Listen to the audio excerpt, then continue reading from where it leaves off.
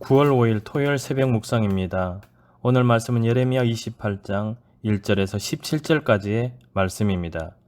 그해 곧 유다 왕 시드기야가 다스리기 시작한 지 4년 다섯째 달 기브온 아수르의 아들 선지자 하나냐가 여호와의 성전에서 제사장들과 모든 백성이 보는 앞에서 내게 말하여 이르되, 만군의 여호와 이스라엘의 하나님이 이같이 일러 말씀하시기를, 내가 바벨론의 왕의 멍에를 꺾었느니라.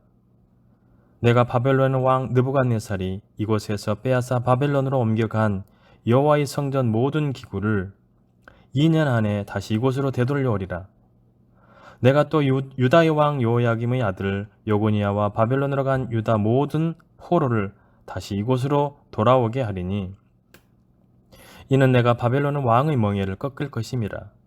여호와의 말씀이니라 하시니라. 선지자 예레미야가 여호와의 성전에 서 있는 제사장들과 모든 백성들이 보는 앞에서 선지자 하나냐에게 말하니라. 선지자 예레미야가 말하니라. 아멘. 여호와는 이같이 하옵소서.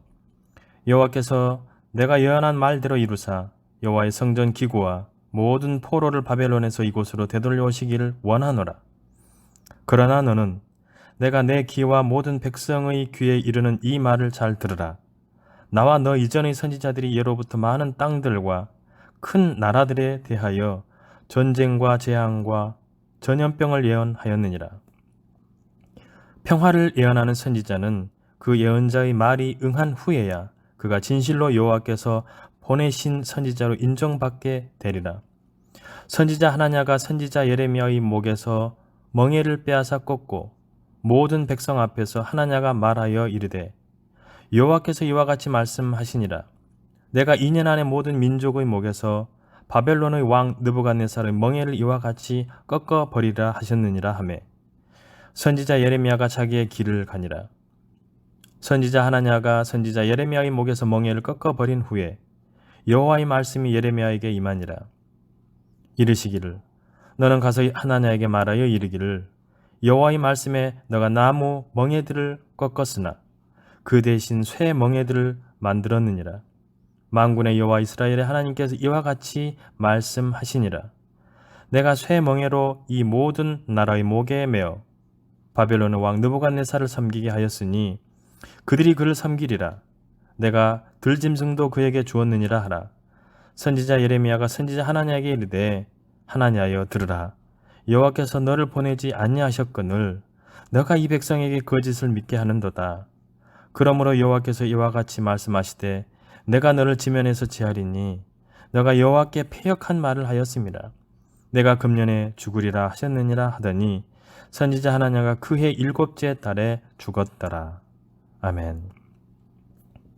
성도는 진리를 따라 살아가다가 손해를 보거나 고난을 당할 수 있습니다.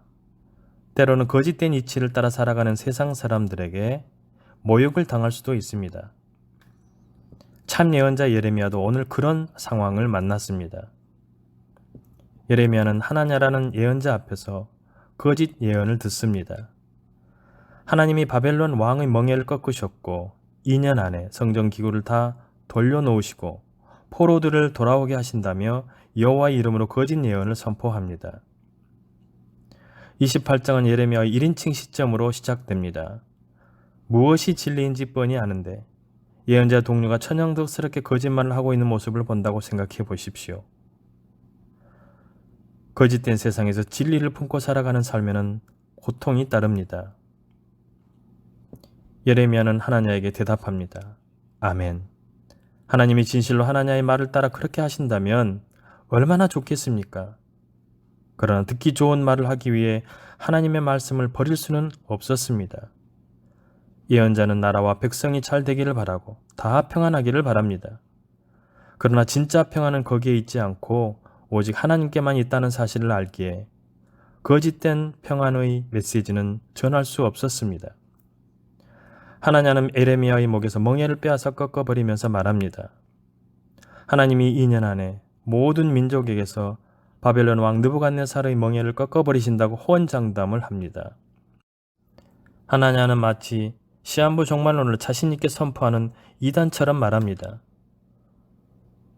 백성은 아마도 그의 말을 듣고 환호했을 것입니다. 예레미야는 참담한 마음으로 그 자리를 떠나 자기 길을 갈 수밖에 없었습니다. 진리를 따르는 삶은 때로 이렇게 외로운 길이지요. 하나냐가 예레미야의 목에서 멍에를 꺾어버린 그때에 하나님의 말씀이 그에게 임합니다. 진리를 따르다 박해를 받고 거짓 예언자에게 모욕을 당한 순간 주님이 그에게 말씀하십니다. 무슨 뜻입니까?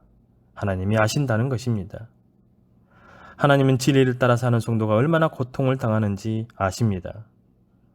거짓된 세상에서 흘리는 우리의 눈물을 아십니다. 하나님이 말씀하실 때마다 이 사실을 기억하십시오. 하나님은 결국 거짓 평안이 아니라 찬 평안을 반드시 우리에게 주실 것입니다.